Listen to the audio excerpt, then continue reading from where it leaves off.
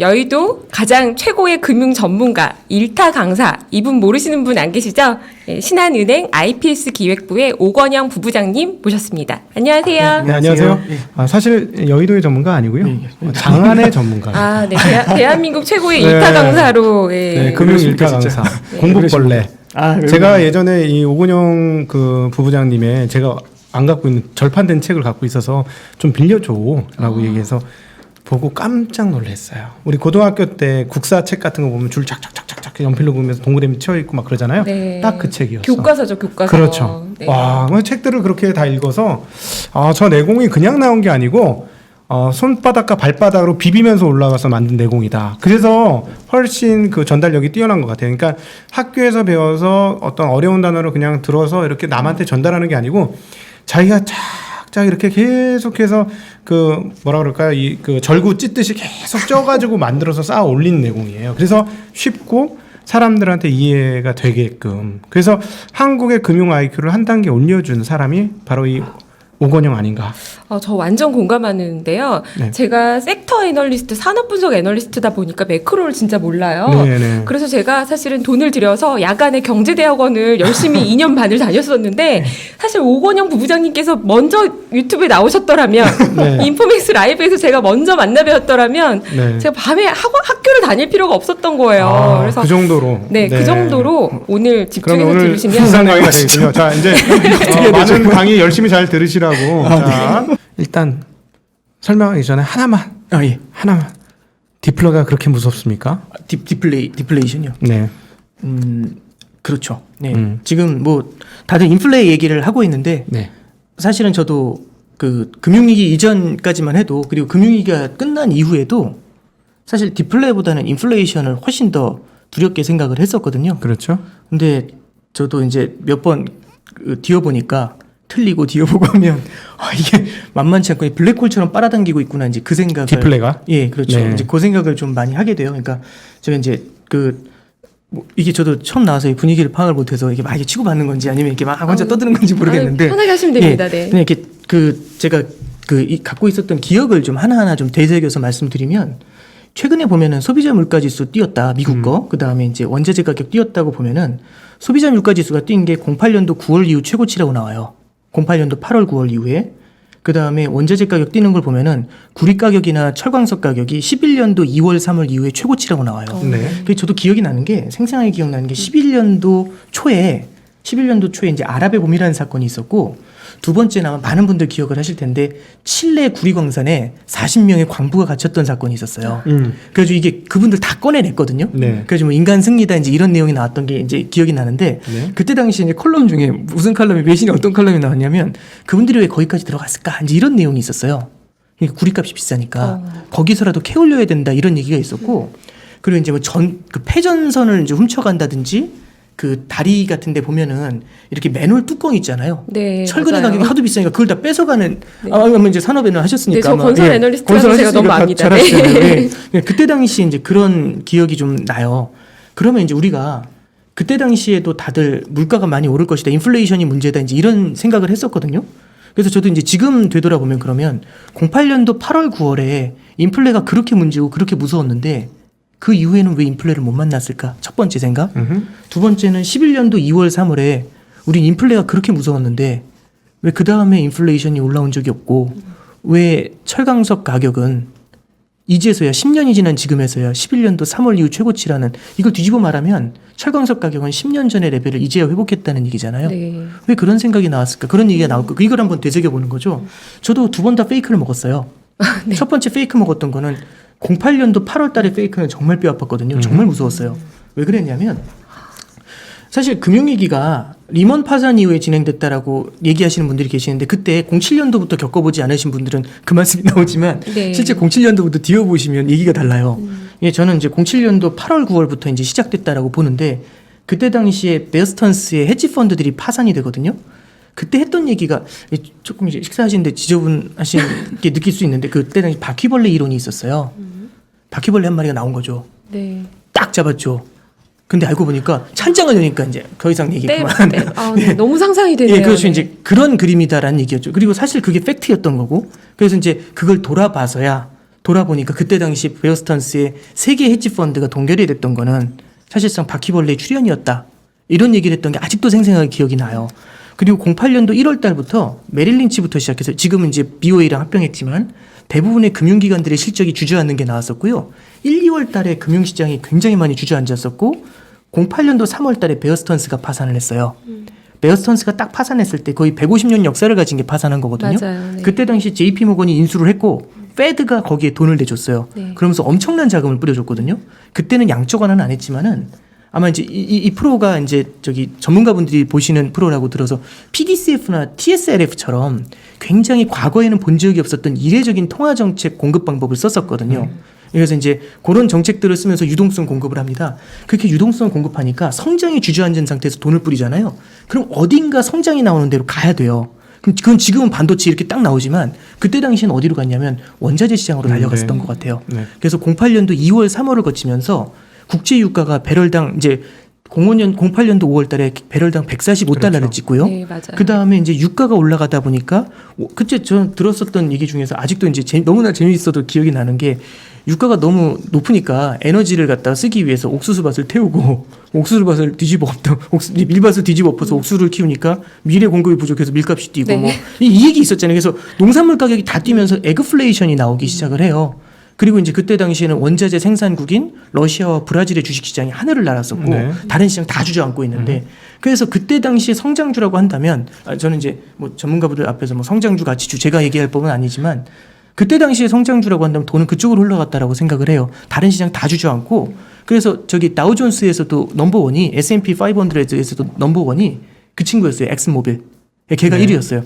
그리고 금융시장 금융주 다 주저앉고 네. 뭐 저기 IT 관련주들도 다 힘들었고 그때 당시 기억이거든요. 그래서 그때 당시 유가가 너무 많이 올랐잖아요. 그리고 거기에 08년도 5월이었을 거예요. 네. 중국의 스촨성에 지진이 터집니다. 지진이 일어나는데 그 지진이 스촨성이 또 이제 돼지 산지라고 그래요. 그래서 돼지들이 이제 많이 이제 죽으면서 돈육 가격이 폭등을 해버립니다. 네. 그러니까 이제 중국이 국제 유가도 엄청나게 뛰는데 당시에는 전 세계에서 중국이 성장의 엔진이었거든요. 네. 근데 국제 유가 같은 게 올라가는 데다가 돈육 가격까지 뛰니까 인플레이션으로 어떻게 해보질 못하는 거죠. 성장 엔진이 인플레이션이라는 굴레에 갇혀 있는 거고 미국은 사실상 뭐 그 바퀴벌레 이것 때문에 이제 좀 빌빌대고 있고 그렇죠. 굉장히 어려운 상황이었죠. 그래서 이제 다들 모든 분석이 똑같았었어요. 물가만 잡으면 된다. 물가만 잡히면 저 인플레이션만 잡히면 모든 문제는 해결된다. 이렇게 생각하고 있었고 08년도 7월 8월로 넘어가면서 페니매나 프레디맥이 어렵다는 얘기가 나왔을 때도 네. 일단은 인플레이션을 잡아야 된다고 했었고요. 그때 당시 제가 확실히 기억나는 게 페드가 08년도 8월 달에 기준금리 인상을 할까 말까 그걸 고민했어요. 그리고 한국은행은 기준금리를 인상했고요. 맞아요. 22도 기준금리를 인상합니다. 그래서 5%였던 기준금리가 5.25가 돼요. 그게 08년도 8, 9월의 얘기입니다. 그럼 이거 정리해드리면요. 모두가 동부전선에 전력을 집중하고 있었어요. 인플레이션이란 괴물이 다가오는 동부전선에 모두 다 바주카포하고 모든 화력을 집중해가지고 기다리고 있었죠. 근데 갑자기 빵 하면서 네. 리먼이 파산을 하죠. 리먼이 파산을 했을 때 그게 디플레이션이라는 악령을 부를 거라고는 상상도 못했어요. 그게 뒤쪽에서 올라온 거거든요. 100년 만에 금융위기라고 하잖아요. 디플레이션을 만난 게 그 대공황 이후 처음이라고 했습니다. 네.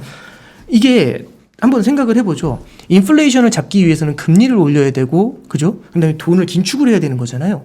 근데 인플레이션이 앞에서 갑자기 그놈이 사라져버리고 뒤에서 완전히 색다른 80년 만에 만나는 괴물이 갑자기 확 뛰어 올라오니까 얼마나 놀랐겠어요. 서부전선에서 튀어나온 거죠. 빨간 요괴 잡으려고 했더니 파란 요괴 그렇죠. 튀어나온 거죠. 그렇죠. 근데 파란 요괴가 생각보다 그러니까 뭐냐면 우리가 빨간 요괴에는 대비가 좀 많이 돼 있었는데 네. 파란 요괴는 본 적이 없었던 거예요. 본 적 없는 요괴가 지금 나. 뭐지? 뭐 이런 느낌이었죠. 그러면서 이제 그때 당시 양적 완화라는 게 딱 나왔잖아요. 지금은 양적 완화 하면은 저는 이게 정말 이 유튜브라는 게 얼마나 대중화를 많이 만들었는지 정말 많이 놀라는 게 네. 양적 완화가 처음 나왔을 때 저는 그 양적 완화를 딱 보면서 일본에서 썼었던 정책이구나라고 생각했었어요. 08년도에. 네. 그리고 이제 테이퍼링이라는 단어 요즘 많이 쓰시거든요. 이게 요즘 일상어가 됐어요. 그렇죠. 손님들도 많이 물어보신 게 테이퍼링 하면 어떻게 되나? 테이퍼링은 제가 13년도 4월인가 5월에 미국에서 유학을 하고 있을 때 그때 당시 매크로 교수하고 이렇게 막 얘기를 나눌 때가 있었거든요. 의견 교환할 때가 있는데 그때 매크로 교수가 테이퍼링을 한번 생각해봐야 될 때가 됐다. 그래서 제가 그게 뭐죠? 이렇게 물어봤었어요. 근데 막 이제 설명하는데 좀 쉽게 좀 설명해보라고 이제 그 얘기를 했던 게 아직도 기억이 나요. 근데 그게 지금 전 국민의 상식이 된 거거든요. 근데 anyway 지금 잠시 또 딴 그건 데로 오건영 부부장님의 공이 크시죠. 아니, 테이퍼링을 아니, 설명을 아니, 해주시는 아니, 건데. 저는 그냥 마발하고 네. 그래서 그때 당시에 예. 그래서 그렇게 갑자기 테이퍼링까지 얘기가 나왔죠. 예, 그게 이제 저는 아직도 생각이 나는 게 08년도 그래서 그 9월 10월에 양적 완화를 하겠다라는 얘기가 딱 나오니까 그때 우리도 똑같고 의회에서도 하이퍼 인플레이션 만든다. 미쳤냐? 하이퍼 인플레이션 돈이 너무 많이 만드는 거다. 찍히니까. 돈을 너무 많이 찍으니까. 안 이거는 그래도- 보나마나 뻔하다. 네. 그래서 양적 완화 1차에 대해서 너도 나도 학을 뗐어요. 양적 완화 1차에 대해서. 그게 이제 08년도 이제 말의 기억이었고 09년도 3월 달에 1차 양적 완화가 시작이 됐죠. 뭔지도 몰랐던 게 시작이 됐던 거고 그게 2010년도 4월까지 이어집니다. 2010년도 4월까지 매월 850억 달러씩 샀어요. 제 기억엔. 그게 1차 양적 완화였는데 네. 2009년도 3월부터 10년도 4월까지 매달 샀거든요. 근데 10년도 4월에 끝! 이랬어요. 다시 10년도 4월에 매달 850억 달러씩 뿌려주다가 끝! 한 거죠. 테이퍼링이 아니라 그냥 끝! 다음 달부터 제로. 그랬더니 정확하게 10년도 4월에 끝났거든요. 10년도 5월 10일 날 엔화가 강세로 전환이 됐고요. 약세 기조를 계속 보이던 엔화가 강세 전환이 됐고 그다음에 이제 유로존에서 그리스가 누워버리더라고요. 갑자기. 맞아요. 네, 유로존 사태로 예, 연결됐죠. 그게 유로존 사태였죠. 네. 1차 유로존 사태였죠. 그래가지고 미국에서 유로존 사태 터지고 일본 시장 어려워지고 하니까 그때 10년도 한 8월 달에 잭슨홀 연설이 있잖아요. 8월 달에. 10년도 8월 달에 그 유명한 버네키가 잭슨홀에서 2차 양적 완화를 선언을 해요. 네. 왜냐하면 그때 나왔던 가장 많은 단어가 WDB라는 단어였어요. 한 번 주저앉았다 회복되는데 괜히 정책 뺐다가 주저앉은 거죠. 그래서 2차 양적 완화 해야 된다. 이 얘기 나왔고 10년도 11월부터 11년도 6월까지 2차 양적 완화를 했습니다. 자, 2차 양적 완화가 포인트인데 성장이 안 나오는데 돈을 들이분 거죠. 그랬더니 11년도 초에 아까 말씀드렸던 그거하고 만나요. 아랍의 봄. 네, 그거하고 만나면서요. 국제 원자재 가격이 다시 하늘을 날기 시작을 합니다. 그래서 국제 유가가 배럴당 120불까지 올라갔고요. 그리고 금 가격이 제일 높았고요. 온스당 1,900불을 갔으니까 네. 그게 작년의 기록이 깨졌습니다. 그리고 철광석 가격, 구리 가격 모든 게 다 올라갔었죠. 그리고 뭐 여기는 제 생각에는 두 분이 워낙 잘 기억하시겠지만 그때는 차화적 랠리가 있었죠. 네. 중국이 미국의 성장이 주저앉은 만큼 중국이 투자로 메워주겠다고 근데 다 가져와 이거였잖아요. 네. 그래서 엄청나게 공장을 지으면서 돌리기 시작을 합니다. 그러면 결국엔 성장 관련이 다 원자재로 몰렸던 거죠. 그래서 원자재 가격이 하늘을 찍었습니다. 네. 한국은행도 기준금리를 3.25%, 그때 당시 제 기억에 3%대 초반까지 인상을 했었고요. 2%였던 기준금리를 3.25까지 인상을 했고 11년도 중반까지 금리 인상을 했었어요. ECB도 유럽 재정위기 한복판에서도 기준금리를 인상했었습니다. 굉장히 큰 실기 중에 하나였죠. 근데 그 중에 하나가 이제 뭐냐면 11년도 6월 달에 연준이 2차 양적 완화를 끝! 이렇게 한 겁니다. 그러니까 다시 2010년도 11월 달에 2차 양적 완화가 시작이 됐는데 11년도 6월 달에 2차 양적 완화 끝! 한 거죠. 기억을 하시겠지만 11년도 8월 달에 유럽 재정위기가 터졌어요. 피그스가 한꺼번에 주저앉아버린. 이번에 그리스가 아니라 피그스가 주저앉은 거죠. 포르투갈, 이탈리아 이런 나라들 다 한꺼번에 주저앉기 시작했죠. 와, 난리가 났었어요. 그래서 그때 당시 이제 2차 유럽 재정위기를 딱 겪으면서 그때 정확하게 원자재 가격이 피크아웃을 합니다. 원자재 가격이 뛰잖아요. 그러면은 이제 그 결국엔 기업들 입장에서는 원자재를 구하기 힘들면 간신히 구했어요.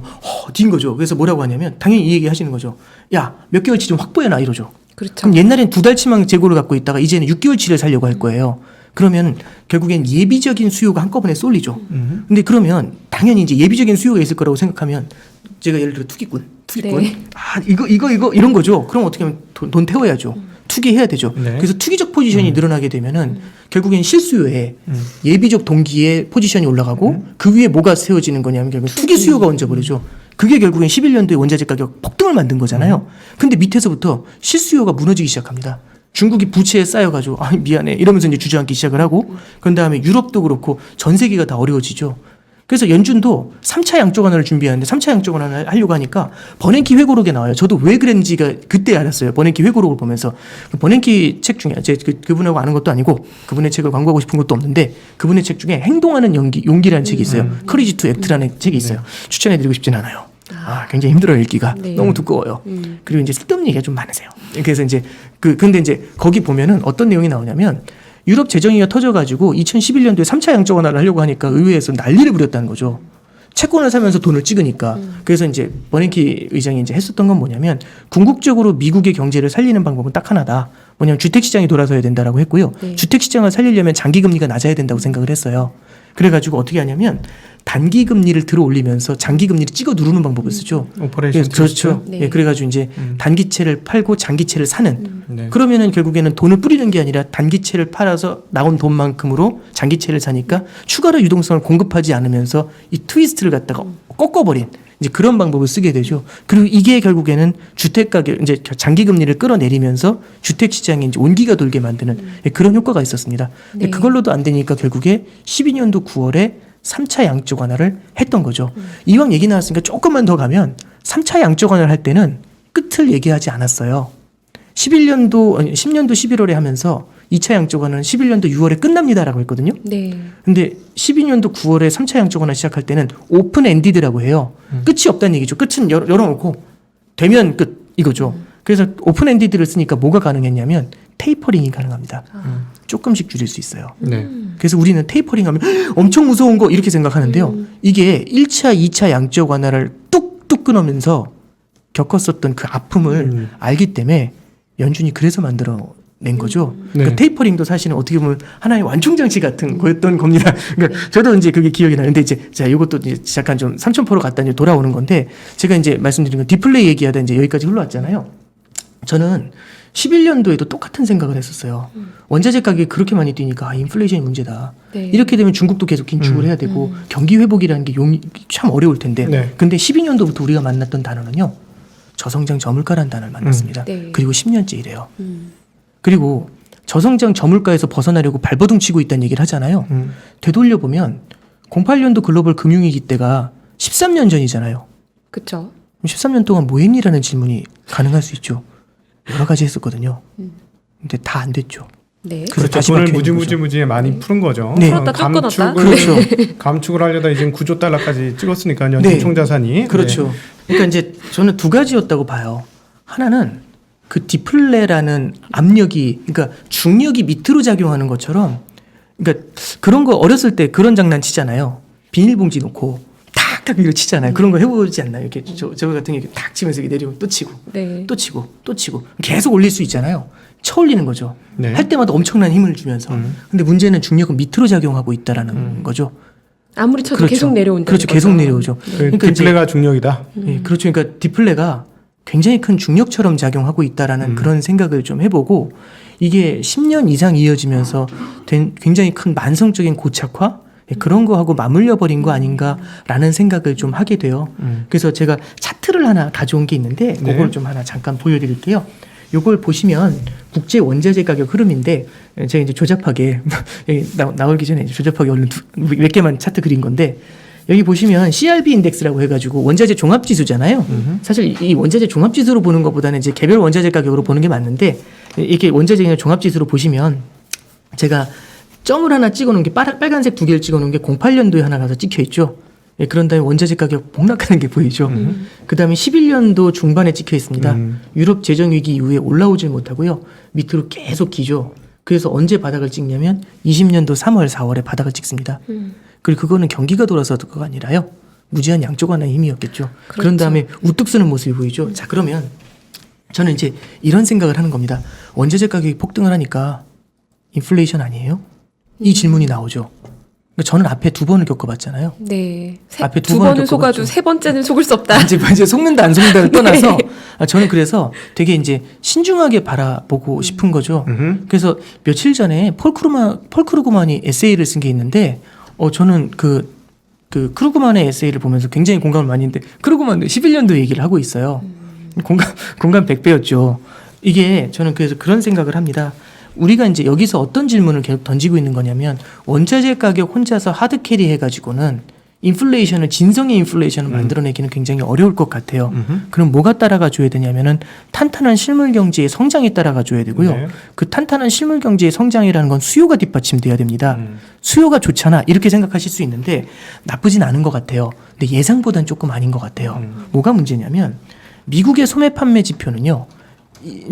이게 보시면 그 지난 두세 달 동안 미국의 물가 지표는 전부 다 예상을 비트해 버렸어요. 예상을 깨고 굉장히 높게 나왔거든요. 네. 깜짝 놀라서 인플레이션 서프라이즈 막 이랬었죠. 네.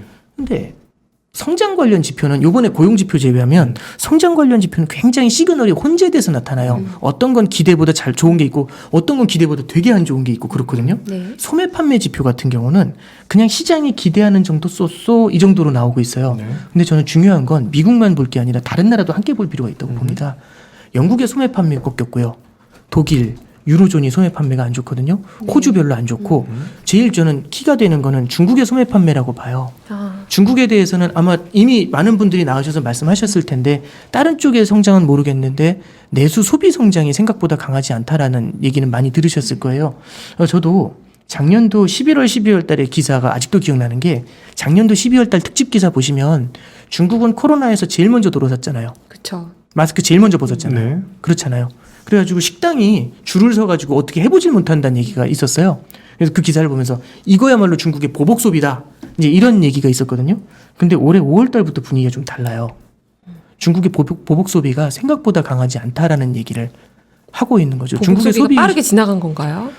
그러니까 보복은 여러 번 하지는 않죠. 그러니까 보복은 이제 이게 물론 이제 보복을 이제 나는 뭐 하늘 맺혀가지고 내가 뭐 할 때까지 뭐 이렇게 오히려 할 수도 더 있지만 빨리 정상화가 되고 나니까 실제 소비의 지표를 더 보여주고 있는 걸 수 있겠네요. 저는 이제 어떤 데 주목을 하냐면 중국 사람들의 저축률이 더 많이 올라갔다라는 데 주목을 좀 하고 있어요. 네. 중국은 다른 어떤 나라보다 저축률이 높은 편에 속합니다. 왜 그런 거 하니?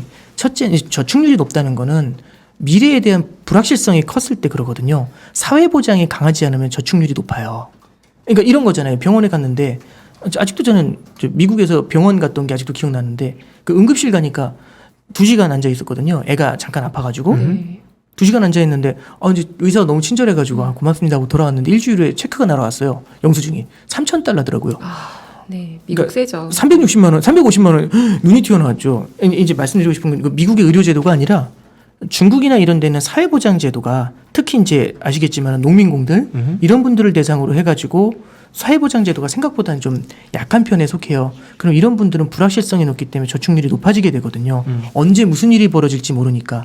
두 번째는 개인 대출이 많이 안 되는 경우에. 그러니까 이런 거잖아요. 뭐 좀 오늘 저 병원비 쓰기 필요한데 돈은 모아놔야 되잖아. 대출 받으면 되잖아. 이게 되거든요. 근데 대출이 만약 안 되면 개인의 신용대출이 막혀 있으면 그럼 얘기가 다르거든요. 그렇죠. 그러면 저축을 해놔야겠죠. 이런 것들, 그다음에 의료보험, 사회보장 이런 것들도 다 연결이 됩니다. 그래서 중국 같은 경우는 불확실성이 높아질 때마다 저축률이 높아지는 경향이 있는데 코로나 사태 이후에 저축률이 조금 더 전체적으로 좀 레벨업이 된 부분들이 좀 있어요.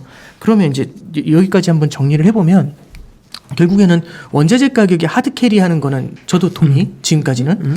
근데 이제 실물 소비 수요가 그만큼 따라가지고 있느냐에 대해서는 우리가 조금 고민을 좀 해봐야 될 것 같고 네. 미국이 있잖아. 그러니까 저는 미국에 대해서도 제가 저기 나와서 재수 없는 얘기를 막 하려고 하는 게 아니라 근데, 이제 저 이런 관점에서도 한번 해석해 봐야 된다라고 보는 거죠. 미국에 대해서도 저는 이제 그런 생각을 해요. 작년도 12월 말에 트럼프 행정부에서 난리가 나가지고 1인당 $600씩 주는 9천억 달러 경기 부양안이 통과가 됐거든요. 트럼프가 네. 나오기 직전에 1인당 $600씩 찍어줬어요. 올해 3월에 1인당 $1,400씩 찍어줬거든요. 네. 자, 그럼 이렇게 볼게요. 소매 판매 지표가 언제 좋았냐면 1월 달에 소매 판매 지표가 팍 튀어 올랐어요. 미국 소매 판매가 2월에 주저앉았어요. 네. 3월에 팍 튀어요. 4월 팍 튀고 5월 그러니까 4월에 튄 정도로 옆으로 기어요. 그 정도 했어요. 나쁘다는 말씀이 아니라 많이 했는데 거기서도 달리진 못해요. 이제 이런 상황인 거죠. 그러면 또 체크를 줄 건가? 이 이슈인 거죠. 추가 부양책이 준비되고 있다는데 추가 부양책 준비되고 있죠. 4조 달러 준비되고 있거든요. 그쵸. 근데 4조 달러 중에서 2.25조 달러가 인프라 부양책이잖아요. 인프라 부양책이라는 건 일자리를 주겠다는 거지 돈을 주겠다는 게 아닙니다. 네. 그렇죠. 일자리를 주는 거하고 돈을 주는 건 다르죠. 돈을 주면 당장 전 쓰잖아요. 근데 이제 일자리를 주면 좀 이제 월급을 받고서 해야 되는데 힘들잖아요. 네, 이제 그래서 일자리를 주는 거하고 직접 캐시를 쥐어주는 건 좀 다르죠. 그나마도 2.25조 달러 부양책의 지금 규모가 줄어들 것 같다는 얘기가 나오고 있는 거고 네. 지금 초당파에서 그걸 합의를 하고 있는 단계죠. 네, 많이 줄었죠. 그렇죠. 네. 그 뒤에서는 나오고 있는 게 뭐냐면 교육 프로그램이에요. 아메리칸 패밀리 플랜이라는 게 준비가 되는데 그게 한 2조 달러 좀 안 되게 나오거든요. 근데 교육 프로그램은 결국에는 고기를 주는 게 아니라 잡는 법을 알려주는. 낚시를 하는 법을 알려주겠다 이거잖아요. 네. 좋은데 이제 저는 고기가 당장 달라고. 좀 이제 고기가 좀 네. 이런 생각을 할 수가 있는 거죠. 그러니까 저도 조금 그래서 이제 걱정을 하는 부분이 그거고 옐런 재무장관도 뭐라고 하냐면 돈을 4천억 달러씩 나눠주겠다고 4조 달러를 한 번에 때리는 게 아니라 이렇게 얘기를 해주고 있어요. 그러면 이번에 이제 3월달에 때려줬었던 1.9조 달러의 그 파괴력하고 비교했을 때는 어떨까? 그러면 미국의 소매 판매도 그렇지. 그 별로 안 효과가 올라- 약간은 좀 나쁘다는 말씀 드리는 게 아니라 희석되는 게 아닐까라는 좀 고민을 좀 하고 있어요. 그러니까 그래서- 연준이 그동안에 그거를 계산을 하고 있고 네. 또 하나 거기에 중국이 약간 개입하면서 비철 금속 가격이 딱 떨어지자마자 네. 순식간에 미국의 금리가 뚝뚝 떨어지면서 인플레 안녕 뭐 네. 이런 분위기로 갑자기 네. 바뀌었어요. 네. 한 달 만에. 네. 그러니까 그러면 거기에다가 지금 말씀하신 것처럼 부양책으로 찔러 넣어주는 돈이 약화되면 소비에서도 못 땡긴다. 그러면 어쨌든 인플레이션 안 오고 계속 디플레 망령하고 싸워야 되는 입장이 연준의 입장일 수밖에 없는 거냐라는 질문이 나올 수밖에 없는 상황이에요. 그쵸. 지금 너무 지금 예상 이게 제가 여기 와가지고 말씀 너무 많이 드리다가 지금 뭔가 이게 저기 이제 함정에 빠진 것 같아요. 네. 아 근데 이제 저는 이게 제가 만약 옐런이면 되게 화가 날 것 같아요. 지금 이렇게 왜냐면- 했는데도 그렇죠. 그렇죠. 왜냐하면 이제 그거죠. 저성장 저물가인데 너네 뭐 했니? 10년 동안 뭐 했니? 돈을 양쪽 안으로 지금 무제한까지 퍼부은 거잖아요. 그렇지. 거기에 재정 적자 지금 엄청나요. 네. 근데 그게 미국만 바른 게 아니라 전 세계가 발라줬거든요, 돈으로. 근데도 못 태어나잖아요. 네. 이거 너네 뭐 했니? 라는 얘기를 좀 듣게 되면 되게 좀 불쾌하겠죠. 그리고 사실상 산증인이었죠. 부의장으로 있었고 연준의 부의장으로 있었고 의장으로 있었고 지역연은 총재로도 있었고요. 그리고 이제 재무장관으로 와 있잖아요. 그러면 여태까지 해왔었던 그 많은 한 1년의 실수들을 봐왔겠죠. 그럼 어떤 실수가 있었을까 한번 생각해 보는 거예요. 그러면 저는 대표적인 실수의 케이스를 하나를 말씀드리면 저도 이게 실수인지 아닌지는 그때 당시엔 몰랐어요. 굉장히 그게 그렇게 중요한 분기점인지 몰랐었는데 2011년으로 다시 돌아가요.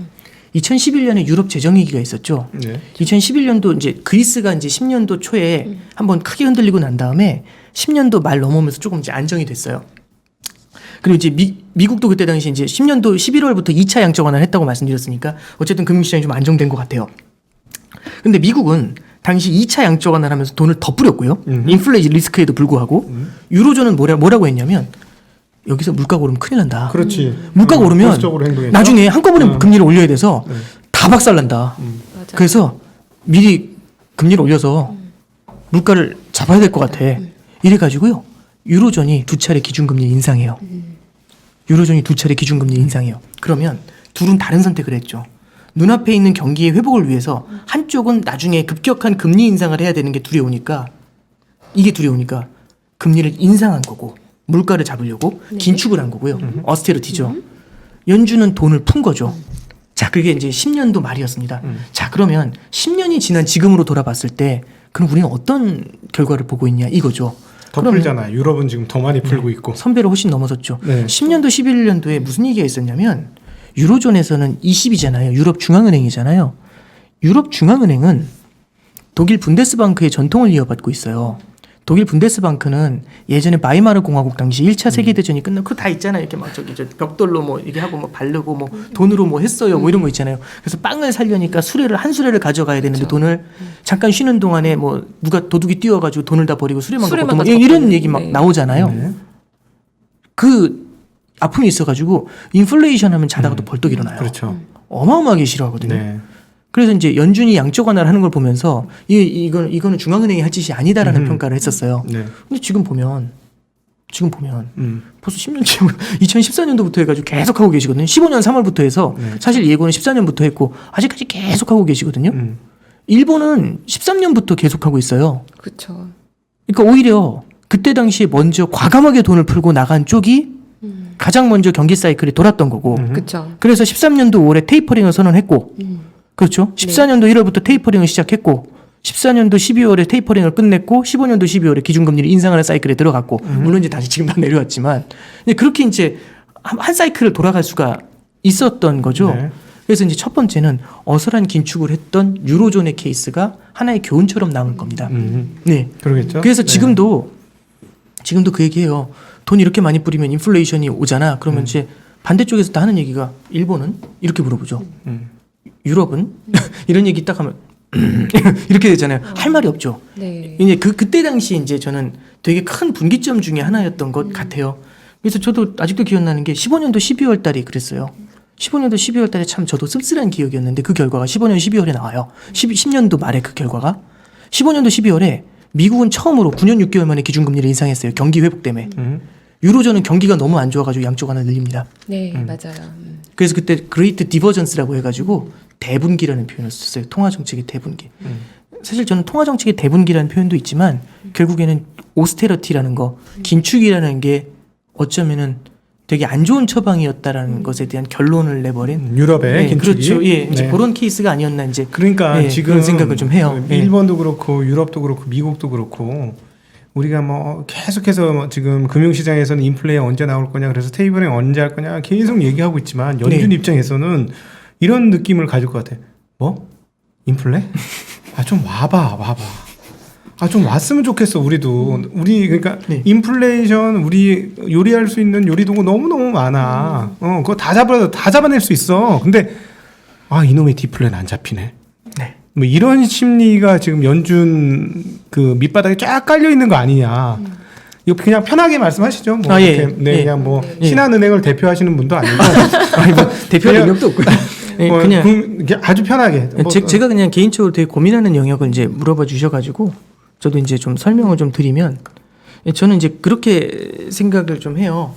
제가 그 금융 쪽에 대해서 이제 공부를 시작한 게 04년도부터 공부를 했는데 그것도 운빨이었던 것 같아요. 그때는 되게 싫었는데 연준이 이제 00년도에 IT 버블 깨진 이후에 04년도 6월부터 기준금리 인상 사이클로 돌아갔거든요. 1%였던 기준금리를 2006년도 6월까지 5.25까지 들어올렸어요. 17번 연속으로 기준금리 인상했습니다. 그러니까 들어가자마자 기준금리 인상만 받잖아요. 그렇죠.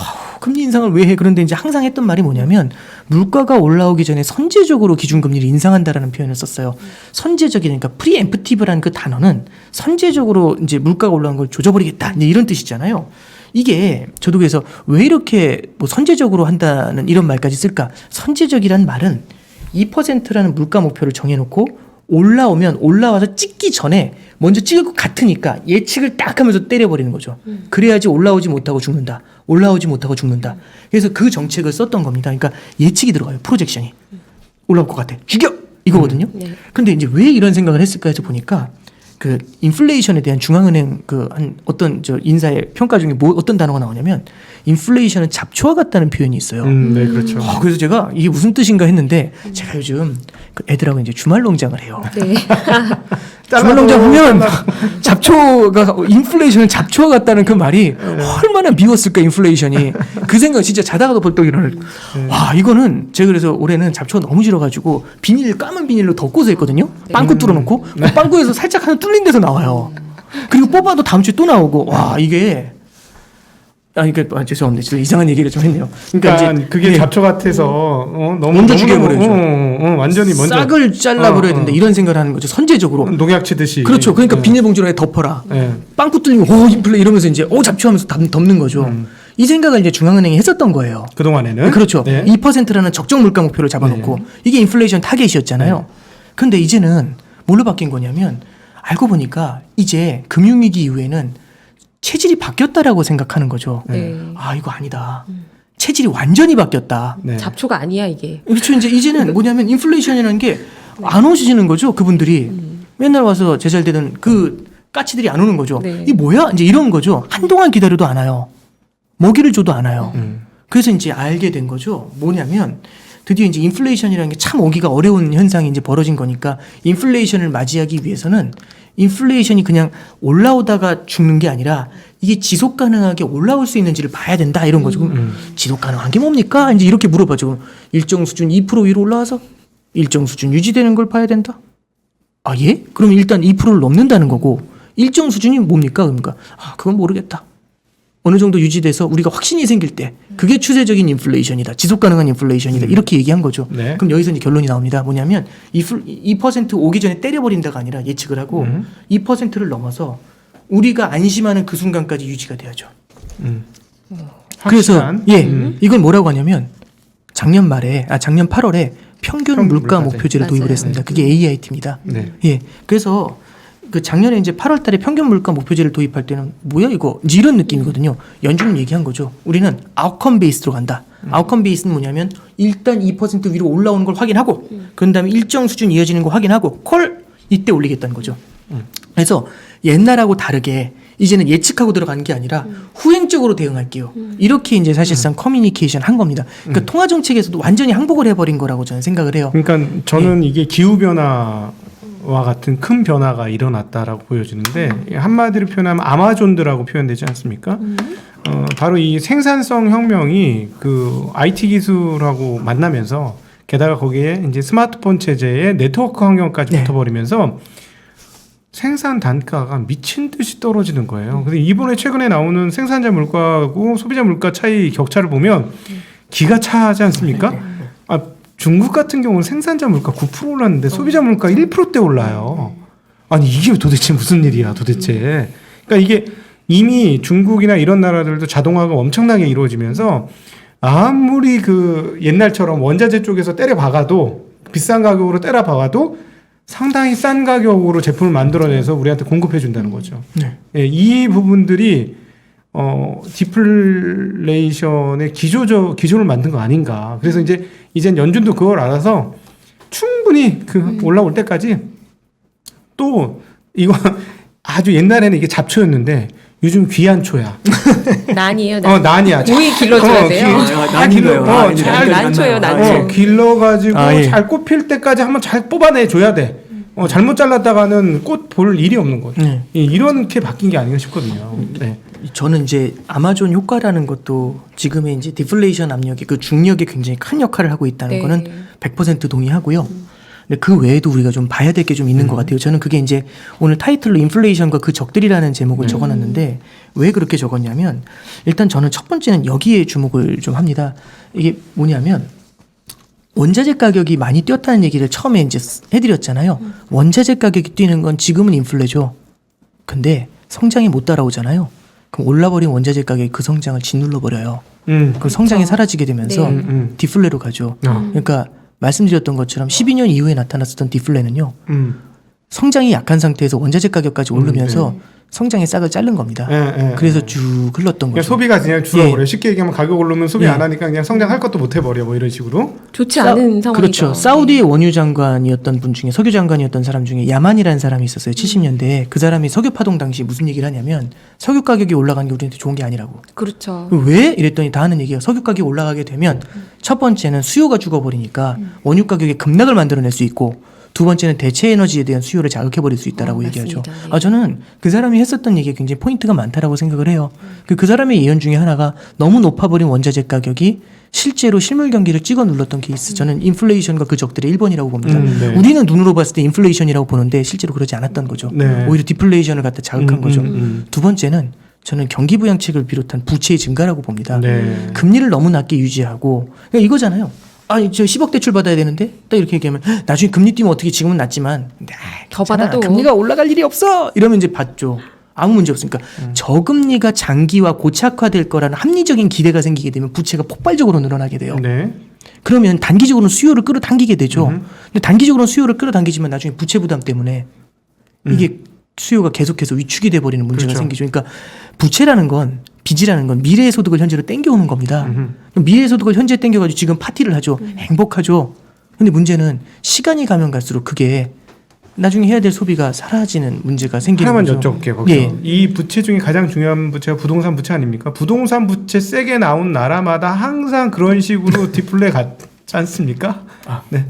그러니까 결국에는 대표적인 부동산 버블들이 일본도 부동산 버블이 있었고요. 맞아요. 그 다음에 이제 스칸디나비아 삼국 92년도에 있었던 네. 저기 이제 그쪽에 버블도 있었죠. 그래서 네. 스웨덴이나 이쪽에 한번 무너졌었던 그런 버블도 있었고 사실은 이제 글로벌 금융위기도 미국 주택 시장의 버블이었던 걸로 이제 다들 기억을 하고 계시죠. 그래서 이 부동산 시장의 버블이라는 게 사실상 이론을 바꿔버리게 돼요.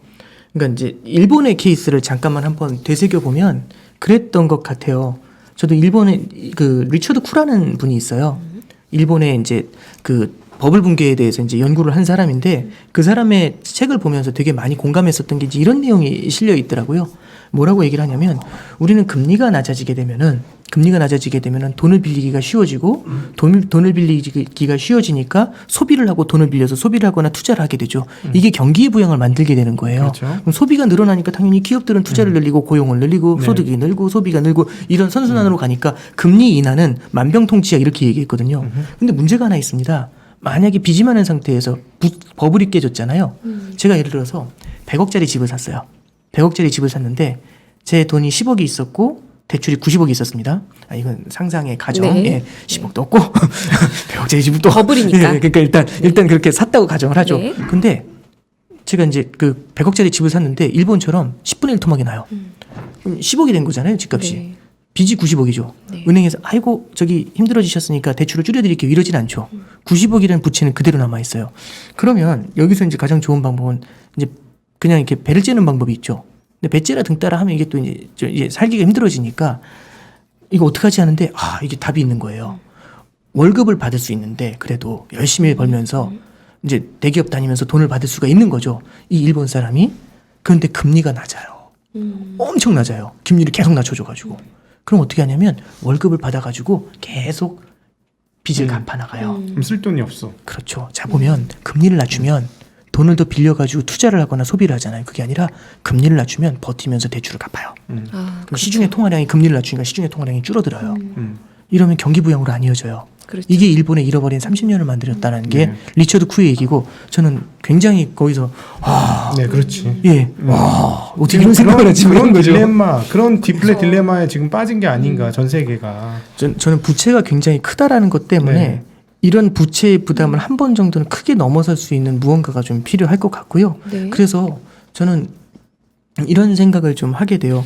테이퍼링이나 금리 인상에 대해서도 과거에 비해서 되게 신중 모드를 가려고 하는 가장 큰 이유 중에 하나가 부채의 규모가 너무 많이 늘어났잖아요. 저 이미 너무 늘어났잖아요. 그러니까 가계부채, 제 부동산 쪽 계속 보시니까 아시겠지만 제가 공부하던 2004년도에는 가계부채가 300조였어요. 지금 1750조거든요. 네. 그럼 기준금리가 1%가 오르면 그때 당시로 따지면 04년도는 300조에 1%니까 3조가 느는 거잖아요. 이자 부담이. 지금은 17.5조가 느는 거죠. 그렇죠. 그럼 그만큼 소득이 늘어나야 되거든요. 그건 메우기가 쉽지는 않아 보이죠. 그러니까 이렇게 되면 한국은행 같은 경우도 기준금리 인상에 한국은행도 마찬가지고 이제 페드 같은 경우도 테이퍼링에 아니면 이제 과감한 금리 인상에는 굉장히 좀 경계감을 많이. 그래서 옛날처럼 그렇게 아까 전에 뭐 08년도에 5% 기준금리였다. 이런 시대가 오기가 굉장히 어려워진 건 맞죠. 그만큼 부채가 많이 늘어나 있고 부채가 많이 늘어나 있다는 건 그만큼 체질이 허약해져 있고요. 약한 이슈에도 흔들릴 수 있다는 겁니다. 네. 그러니까 이런 얘기죠. 권투 선수한테 물어보는 거죠. 잽을 맞으면 쓰러져요? 모르죠. 경기 1라운드 시작하자마자 잽 맞으면 어로란디 하면서 계속 싸우지만 여기 13라운드 이제 서 있기도 힘들어요. 앞이 안 보여요. 근데 잽 맞으면 앞으로 누워버리죠. 부채가 많다는 거는 어쩌면 경제 체력이 굉장히 허약해졌을 수도 있다는 케이스겠죠. 그래서 저는 이 이제 디플레이션과 그 적들이라는 것에 대해서 말씀드릴 때 너무 과감한 경기 부양과 너무 과감한 부채 땡기여서 지금의 성장을 만들어내는 게 뒤로 가면 갈수록 이걸 계속해서 밀어 올리기가 힘들어지는 문제가 네. 생긴다라고 생각을 해요. 예. 그리고 이제 세 번째는 지금 성장의 대부분이 미국에서 나오는 성장이 강합니다. US 온리 성장이거든요. 네. US 온리 성장의 경우에는 뭐가 문제가 되냐면 미국 경기는 뜨거운데 다른 나라 경기는 차가울 수가 있어요. 13년도 5월이 그랬어요. 미국 경기만 돌아섰고 다른 나라 경기는 금융위기 이후에 다 주저앉아 있었거든요. 네. 거기서 미국이 좋아지니까 물가 오를 것 같아가지고 테이퍼링을 선언했죠.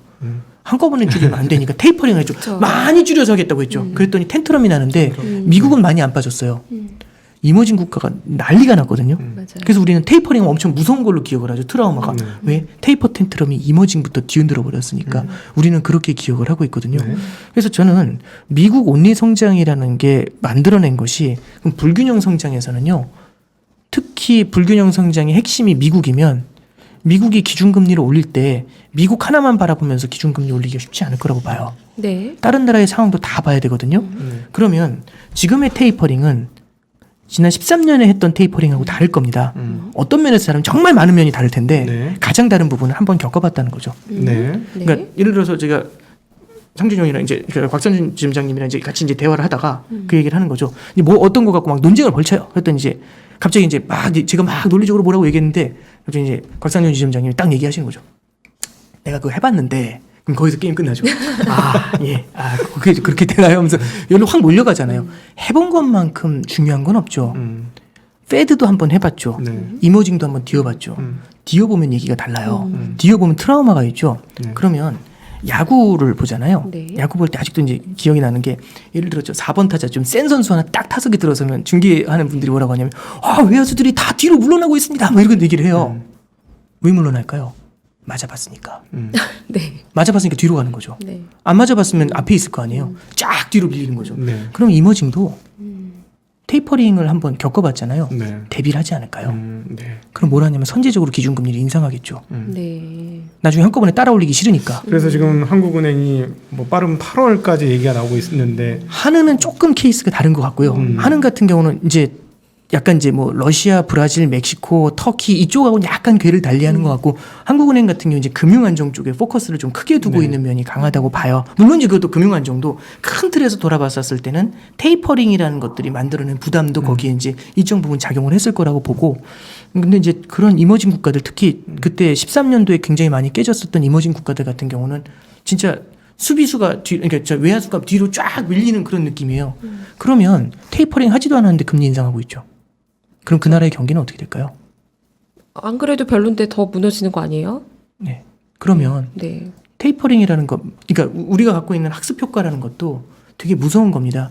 미국 혼자의 성장이라는 게 만들어내는 게 이머징 국가들한테는 트라우마를 만들어내게 되고요. 미국 입장에서는 이머징을 고려하지 않고 통화 정책을 쓰면서 계속해서 실기를 하게 되는 문제가 생기거든요. 그래서 저는 이제 인플레이션과 그적들이라고 이제 제가 타이틀을 드렸는데 인플레이션을 만들어내는 거는 원자재 가격 상승은 인플레이션입니다. 네. 부채를 통해 가지고 성장을 만들어내는 것도 인플레이션을 만듭니다. 미국이 강하게 성장하는 것도 인플레이션을 만드는데요.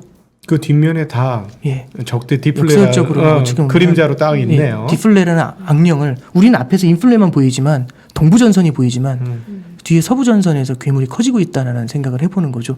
그래서 요즘 저는 이제 금리가 좀 이렇게 장기 금리가 좀 이렇게 쉽지 않게 움직이는 걸 좀 바라보면서 그리고 목재 가격이 막 40% 50% 폭락했다라는 얘기가 나오잖아요.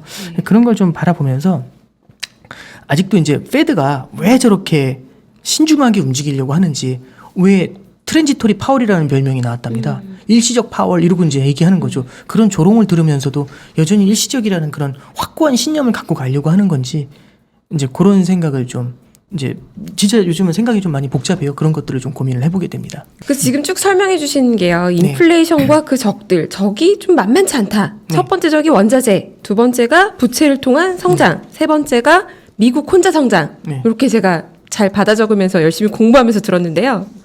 셋이 다 너무 세요. 네. 너무 이게 만만치 않은 적들인데 우리 앞으로 어떻게 되는? 그래서 어떤 생각이 드냐면요. 제가 옆에서 이렇게 듣고 있어 보니까 역시 이번에 이제 일시적이다 얘기할 때 이미 통계를 갖고 있었고 아까 맞아봤고 경험해봤고 이 경험을 다 들고 있어서 쉽사리 우린 안 움직일 거야라는 시그널을 확실히 줬고 이 정도면 우리가 생각하는 것보다 상당히 많은 깊게 엑셀이 들어갈 때까지도 안 움직일 수도 있겠구나. 그러니까 즉 금융시장 과열되는 거 별로 생각 많이 안 할 수도 있지 않겠는가 하는 생각조차 들거든요. 충분히. 그러니까 저는 이렇게 봐요. 계속해서 얘기했던 거는 고용 얘기했기 때문에 고용 예를 들어 실업률이 뭐 3%대까지 떨어지고 나 여기까지 그냥 달려보고 그 다음에 한번 조치할게. 그때서 조치해도 늦지 않아. 충분해. 뭐 이런 생각보다 상당히 우리 생각보다 뒤에 그 브레이크를 밟으려고 하는 거 아닌가 네. 하는 생각도 많이 들거든요. 이게 저는 이제 그런 생각을 좀 해요. 그러니까 되게 그 박상희 지점장님이 되게 중요한 포인트를 좀 짚어주신 것 같고요. 그러니까 이 뭐냐면은 옛날에 이제 삼국지 같은 이제 책을 보면 저 별로 삼국지 안 좋아하시는 분들도 계실 수 있는데 되게 좀 놀라웠던 것 중에 뭐가 있냐면은 그 제갈공명하고 그 사마이라는 사람하고 이제 싸우는 장면이 있는데요. 한 번은 사마이가 이제 제갈공명을 막 이렇게 쳐들어갔는데 제갈공명이 깜짝 놀란 게 성에 군대가 아무도 없어요. 아무도 없어요. 이건 그냥 잡히는 거거든요. 그래가지고 이제 성문을 열어놨습니다. 성문을 아예 열어놓고서 거기서 이제 검은고 가야금 뭐 이런 거 타고 그랬죠. 그랬더니 사마이 그걸 딱 보더니 공명은 굉장히 신중한 사람이기 때문에 엄청난 함정을 받았다. 이건 100% 함정이. 그래서 철수를 해요. 그렇게 해서 이제 게임을 끝냈거든요. 살았거든요. 네, 저는 이제 무슨 말씀드리는 이제 허허실실이라는 말씀도 될 수가 있지만은 연주는 기본적으로 굉장히 어려운 줄타기를 해야 된다라고 생각을 합니다. 부양책을 빠르게 줄여서는 안 되고 부양책을 빠르게 줄이지 않으면 그 패를 잃고서 금융시장에서 자산 가격이 계속해서 준동을 하게 되거든요. 그렇죠. 그럼 준동하는 자산 가격에 대해 계속해서 경계감을 줘야 될 것 같아요. 그러면은 결국에는 한쪽을 막으면서 한쪽을 풀어주는 역할을 이제 기가 막히게 해줘야 되는 거거든요. 쉽지 않을 거예요. 그리고 그 준동하는 자산 시장이 굉장히 똑똑하거든요. 연준의 패를 읽고 있고. 그럼 연준 입장에서는 진짜 굉장히 무섭게 그러니까 말로 얼르고 달래고 하는데 굉장히 무섭게 그러니까 예를 들어서 말로 해서는 안 들으면 이제 손도 한번 올려주고 이제 이런 액션들을 굉장히 많이 할 거라고 보고요. 저는 근본적으로 바라보는 시각은 이게 아까 전에 말씀해 주셨던 것처럼 인플레이션과 그 적들 제가 이걸 뭐 다 지금 풀어내려면은 제 생각에 저도 고민하는 게 되게 많고 아직까지 저도 결론이 안 났지만 저는 이런 생각을 해요. 한 가지만 좀 말씀드리고 할까 하는데 이게 저는 고압경제라는 단어가 있지 않습니까? 네. 그걸 좀 많이 고민을 하게 됩니다. 그러니까 예를 들어 이런 거죠. 제가 이 샤프를 생산하는 업자예요. 이 샤프를 생산하는 업자인데 드라마가 나온 거죠. 대박 드라마가. 대박 드라마의 가장 잘생긴 남자 배우가 이 샤프를 쓰는 이거 제가 이게 좀 심한 것 같아요. 이건 아닌 것 같아요. 그래서 이게 정말 잘생긴 그 대박 잘생긴 남자 배우가 이걸 쓰는 거예요. 그랬더니 다 이것만 쓰려고 해가지고 폭발하는 거예요, 수요가. 그래서 막 전화가 오고 난리는 빨리 내놓으라고. 그랬더니 이제 강석준 지점장님 저한테 얘기하시는 거죠. 야, 권영아, 빨리 생산 라인 10배 늘려. 딱 이러시는 거죠. 파란기잖아요. 그래서 생산 라인 늘려야겠어. 이렇게 하는데 갑자기 김현미 의원님이 전화 주신 겁니다. 그 드라마 다음 주에 끝나. 오. 어떻게? 그럼 어떻게 해야 될까요? 10배를 늘려야 될까요? 어떻게 해야 될까요? 어떻게요? 이게 이제 되게 고민이 많이 되잖아요. 투자가 늘어야지 고용이 늘고 고용이 늘어야 소비가 늘고 소비가 늘어야지 다시 기업들의 투자가 늘고 이 선순환이 돌거든요. 기업의 투자를 자극해줘야 되는데 그래서 대박 났잖아요. 투자를 자극했잖아요. 네. 투자를 해야 되는데 김현미 위원님 전화 받은 거죠. 다음 주에 드라마 끝난다고. 어떡해. 부양책 다음 주에 끝난다고 이거잖아요. 그럼 어떻게 해야 될까요? 저는 어떤 선택을 할까요? 그러니까 예를 들어서 자동차가 나오면 신차 효과라는 게 있다는 걸 저기 애널 분들도 되게 말씀 많이 하시잖아요. 그쵸? 신차 효과를 바라보면서 우리는 생산 라인을 크게 늘려야 될까요? 아니면 신차 효과인지를 체크해 보고 가는 게 중요할까요? 저는 제가 이제 그런 기업을 직접 경영해 본 사람이 아니라서 책상머리에서 공부한 사람에서 느낌은 없지만 되게 신중하고 싶을 것 같아요. 왜? 저성장 저물가 국면을 지난 10년 이상 겪어봤잖아요, 우리는. 그럼 굉장히 신중해지거든요, 사람이. 그리고 이렇게 투자가 실종이 돼 있기 때문에 저성장 저물가가 고착화되어 있는 겁니다. 네. 그러면 이런 소심해진 제 마음을 돌려버려야 되거든요. 어떻게 돌리면 되냐면 이런 거죠.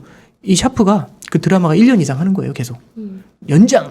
연방 하면서 막 계속 하는 거죠. 100편 이상 막 지금 뭐 저기 전원일기처럼 하는 거죠, 옛날에. 그래서 계속 하는 거예요. 그랬더니 그 배우가 계속 쓰는 거예요. 그래서 이 샤프의 수요가 너무 폭발하는 거죠.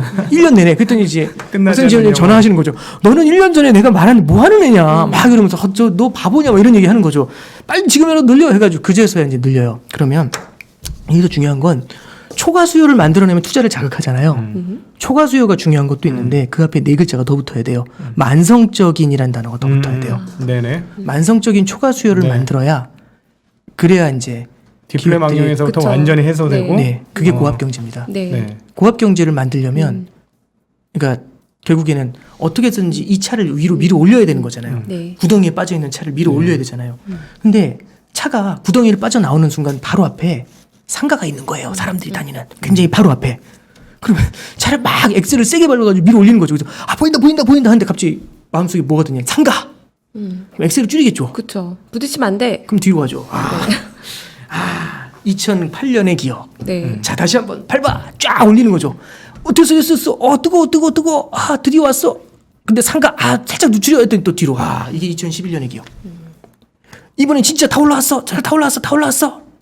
그냥 가서 박을까요? 자, 금리 더 올려봐. 그랬더니 다시 주저앉아가지고 지금 온 게 네. 2018년의 금리 인상 사이클이었던 거죠. 그러니까 이 실수들을 바라보면서 저는 이제 옐런 재무장관이 고압 경제에 대해서 계속해서 얘기하는 이유, 그 다음에 트랜지토리 파월이 AIT를 천명했던 가장 큰 이유, 이런 데 있는 게 아닌가 싶어요.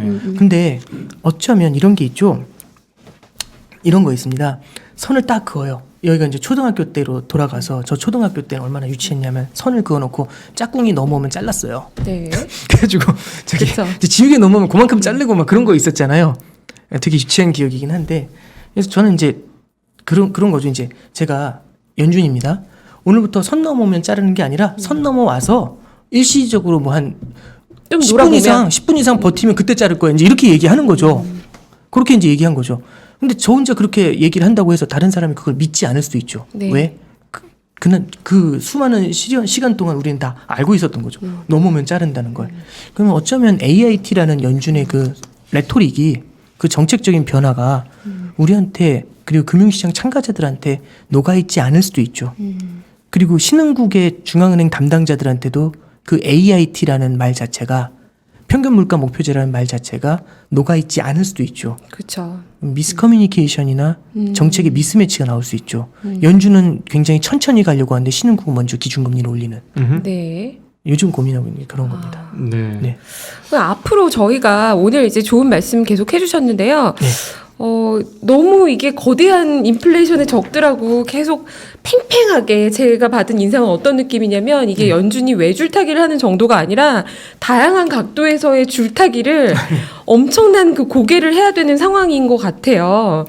그러면 지금 오건영 부부장님 보시기에는 우리가 앞으로 연준이 줄타기를 잘하고 있는지 아니면 좀 불안해 보이는지 이거를 판단하려면 어떤 지표들을 위주로 앞으로 보면 좋을까요? 아니, 뭐에 제일 주목하고 계신가요? 저는 이제 그 연준에서 제일 고민했었던 지표 중에 그 2018년도도 그렇고 지금도 그렇고 작년도 그렇고 회사채 쪽을 되게 많이 봤었던 것 같아요. 정크본드 스프레드도 되게 많이 봤었던 것 같고 근데 이제 그걸 지금 와서 다 설명해 드리기엔 좀 어려울 것 같고 왜냐하면 기업 부채 쪽에 되게 포커스를 좀 많이 뒀던 바가 있고요. 이제 두 번째는 저는 이제 미스매치라는 말씀 드렸잖아요. 그 미스매치라는 게 미국 내에서 연준과 시장 참여자의 미스매치도 있지만 연준과 신흥국가의 미스매치도 있을 수 있어요. 그럼 이제 신흥국 입장에서는 신흥국의 통화 가치라든지 신흥국의 금리 이런 것들도 좀 저는 좀 눈여겨 보실 필요가 있지 않나. 뭐 여기는 이제 선수들 계시니까 이제 EMBI 스프레드 같은 것들도 좀 저는 눈여겨 볼 필요가 있다라고 생각을 하고. 일반인들 많아졌어요. 아 그런가요? 죄송합니다. 네, EMDI 무슨 말인지 몰라요. 이머징 마켓 네, 저는 몰라요. 네. 그래서 이제 그냥 이제 이머징 국가들의 채권 네. 금리가 좀 어떻게 움직이는지 그런 것들을 좀 한번 보면 어떤가. 최근에 많이 올라오고 있죠. 브라질 같은 데서는 계속 금리를 올리고 있던데요. 그러니까 저기 이제 회사채 미국의 회사채 같은 경우는 크게 문제는 없는 것 같고요. 네. 이머징 쪽 같은 경우는 조금 아직까지 뭐 이렇게 의미 있는 레벨이다라고 말씀드리긴 좀 어려운데 조금은 좀 볼 필요가 있는 것 같아요. 그러니까 절대 금리 레벨이 아니라 신용 스프레드 부분만큼 이제 올라오고 있는데 조금 더 보는 게 맞을 것 같습니다. 그래서 저는 이거 말고도 사실 볼 부분들이 분명히 있겠죠. 성장 관련 지표들과 물가 관련 지표들이 어떻게 움직이는지도 그리고 이제 당연히 제일 주시해야 될 거는 정책으로 어떤 정책들이 나오게 되는지 이번 주 이제 보니까 앞에 시황 쪽 하시는 분이 말씀을 해주시던데 이번 주에도 이제 의사록 발표 같은 것들이 있잖아요. 네. 거기서 이제 연준이 어떤 식으로 겁을 주는지 어떤 헐리우드 액션을 해서 이 우리를 유령의 집에서 유령이 없지만 유령의 집에 넣으면 들어갈 때 일단 울잖아요. 그렇죠. 이제 이런 장면들을 연출해 줄지 이제 그런 걸 한번 좀 저는 보면 어떤가 좀 그렇게 생각을 합니다. 그 북한 강가에서님이 질문했는데 저 이거 무슨 말인지 모르겠어요. 생방송으로 뵌 김에 질문 하나 드립니다. 미국 RRR 규모가 6월 30일까지 계속 증가하여 9,900억을 넘었다가 7월 들어 갑자기 7,000억대로 감소했는데 혹시 무슨 큰 변화가 있는 거? RRR이 뭡니까? RRP를 얘기하시는 것 같고요. 여갈피. 네. 아, 여갈피. 여갈피를 말씀하시는 것 같고. 여갈피 1조 달러 넘었었잖아요. 거의. 1조 달러? 어제 건 못 봐서 그러는데 1조 달러 네. 되기 직전에 이제 연말에 이제 리밸런싱 수요가 생기게 되면 한번 쭉 줄어들게 되거든요. 그래서 네. 이제 한 1,000 몇백억 달러 줄어들어가지고 7천 몇백억 달러까지 줄었다가 네. 이거 이제 1조 달러 넘는 거는 시간 문제가 될 것 같습니다. 네, 그러니까 그러니까 그거에 대해서 그러면 잠깐 얘기를 해보면 네. 지금 뭐 매달 1,200억 달러씩 시장에 뿌리고는 있습니다만 물론 이제 단기 채권이 없어서 그렇다라고 보는데 네, 네. 이 여갈피가 자금이 늘어나는 거는 지금 이런 해석을 하는 거죠. 일부 안 보이게 테이퍼링 준비하고 있는 거다. 일부 하는 거다. 이렇게도 보는데 꼭 그렇게 볼 필요는 없다고 하는데 이게 이제 1조 이렇게 막 늘어나니까 좀 그렇게 봐야 되는 거 아닌가 하는 분들도 있던데요.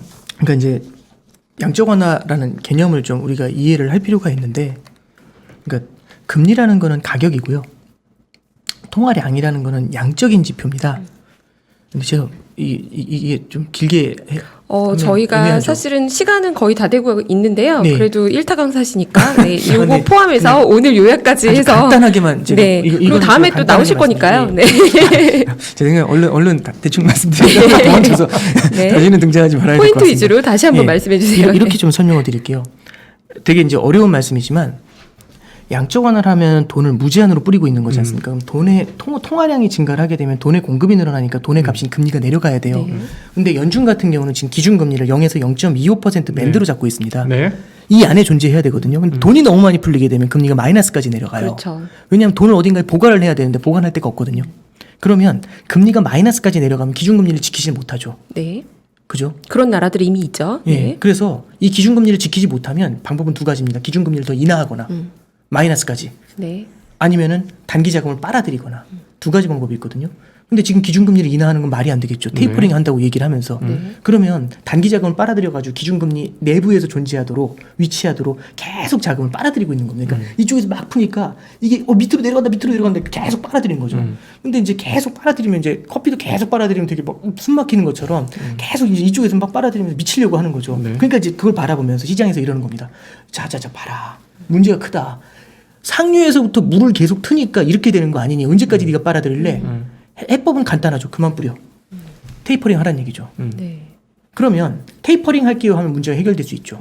그죠? 두 번째 방법은 아니야. 내가 끝까지 빨아들일게 하면서 계속 빨아들이는 방법이 있죠. 그래서 얘기하는 겁니다. 괜찮아. 아직까지 더 빨아들일 수 있어. 2조 달러까지도 돼. 이렇게 빨아들이는 방법이 있죠. 그러면 1안과 2안이 있습니다. 테이퍼링 할게. 계속 빨아들일게. 지금 2안을 선택하고 있는 거거든요. 그렇게 얘기를 보시는 뒤집어 거예요? 말하면 테이퍼링을 아직은 네. 예, 그러니까 테이퍼링을 대비한다라는 말씀도 물론 이제 긴 틀에서는 맞죠. 이게 결국엔 테이퍼링을 빨리 해야 된다라는 로직으로 작용하고 있거든요. 네. 그 특히 이제 MBS 쪽에 대한 테이퍼링을 먼저 해야 된다라는 로직으로 작용을 하고 있어요. 네, 지금 주택 가격이 112개월인가 예. 연속 그렇죠. 올랐으니까. 그래서 지난달부터 이미 이 여갈피 쪽에 자금이 늘어나는 걸 보면서 테이퍼링으로 연결해야 된다라고 얘기하시는 그 전문가분들이 많이 들었어요. 맞죠? 네. 맞죠? 상류에서 물을 잠궈야지 밑에서 계속 빨아들여봤자 답이 되니? 이 모터로 펌프로 퍼내는 거나 똑같으니까요. 네. 근데 이제 아니야 아직 여력이 있어 하면서 퍼내고 있죠. 이건 무슨 얘기냐면은 테이퍼링을 갖다가 아직까지는 시간을 좀 두겠다라고 얘기하는 겁니다. 모터 두 개 같이 돌린다는 얘기죠. 예, 그래서- 내과에서 물 땡기는 네. 모터하고 네. 논에서 물 빨아 당기는 모터하고 지금 네. 두 개 같이 돌리는데 물론 물 빨아 당기는 모터는 좀 작은 거고. 네, 그렇죠. 예, 예. 여갈피 금리를 이번에 올렸거든요. 지난 FOMC 때. 그 얘기는 뭐냐, 모터 성능을 좀 세게 한 겁니다. 확 세게 빨아들이고 있는 거죠. 그러니까 이제 이걸로 단기 자금을 갖다 이제 계속해서 축장을 하고 있는 거거든요. 이렇게 계속 쌓고 있는 거거든요. 네. 일단은 테이퍼링이 하는 그 순간까지 버티겠다라는 그런 걸로 보이고요. 결국에는 이거는 이제 테이퍼링으로 연결이 되겠죠. 계속 이렇게 빨아들이기 힘드니까. 네. 네. 네. 오늘 오건영 부부장님 정말 제가 멀리서 뵐 때도 그 방송을 볼 때도 너무 감동하면서 봤었는데 가까이서 뵈니까 이 액션과 비유가 정말 여의도가 아니죠. 대한민국 일타 강사 정말 전혀 최고이신 것 같아요. 그래서 앞으로 또 나와주실 거라고 생각하고요. 네, 오늘 말씀 정말 함께 해주셔서 정말 감사합니다. 감사합니다. 네, 고맙습니다. 감사합니다. 네. 네.